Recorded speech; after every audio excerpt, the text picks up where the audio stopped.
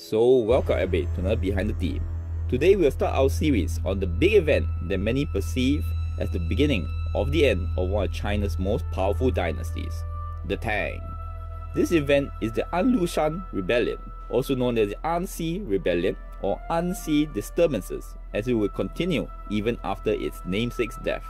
The less well-known name of the rebellion being the Tianbao Rebellion, as it began in the 14th year of that era. As a beginning summary, the An Lushan Rebellion was a devastating rebellion against the Tang Dynasty, which started on the 16th of December 755 AD. An Lushan was a powerful general in northern China who declared himself emperor and established the Yan Dynasty. It would only end on the 17th of February 763 AD, after which the Tang Dynasty would endure, but its age of decline was already in the process. The history of the rebellion of course started with An Lushan, and today we will find out about the early life and career of the northern, in quotation, barbarian who almost became a legitimate emperor of China. As stated, An Lushan was not native Han Chinese, but from an area north of China at the time. Now there is a lot of conflicting evidence that I have read that states he is either Sogdian, Iranian, Khitan, Turkish or mixed. But mostly there seems to be a larger consensus on Sogdian, so I will go with that. Now, his mother was said to be a shaman of the Gotruk, which was part of the Ashide clan, and An Lushan's original name might have been An Lushan or Galosha, which meant war in Old Turkic. But his father died early, and his mother remarried a Turkic general named An Yan. Thus he took up his stepfather's name of An.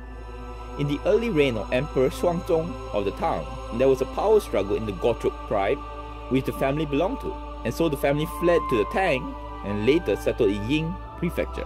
Luckily for them, during this period, there was a policy welcoming non-Han Chinese to enlist in the army and defend the borders. This policy was further aided when the emperor started to indulge with his consort Yang Guifei and the arts a lot more than running the country, and left state affairs to his chief minister Li Lingfu, who was unwilling to appoint native Han Chinese as generals. This was because they could then gain prestige and endanger his position in court. Now, back to An Lushan. It was said that he was a smart man and could speak 7 languages including Chinese, and when he grew up served as an interpreter in one of the military markets which traded silk for horses. It was also here that he met and became good friends with Si Siming, who will be integral in the future of the An Lushan Rebellion. At some point, An was caught for stealing sheep and was decreed to be executed by caning. An then made a passionate plea, and this amazingly convinced Zhang Sougui, the presiding official, to not only release him, but give him a job.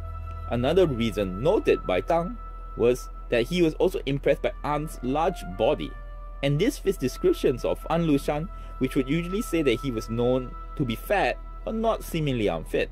The job An got, ironically, was as a police officer, and along with Si Siming in the same job, they were said to have done their jobs admirably.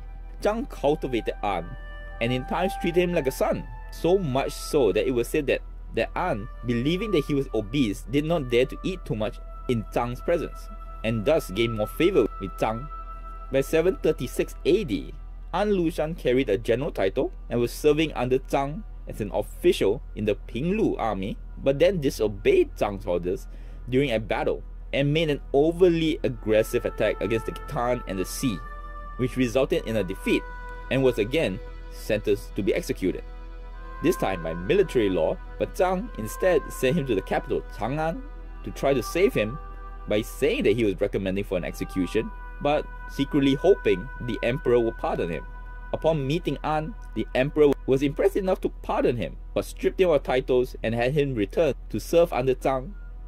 Next time we'll look at how An Lushan, although a smart man, played politics and the part of the buffoon to rise himself into not only a better promotion in jobs, money and career, but into the emperor's court itself.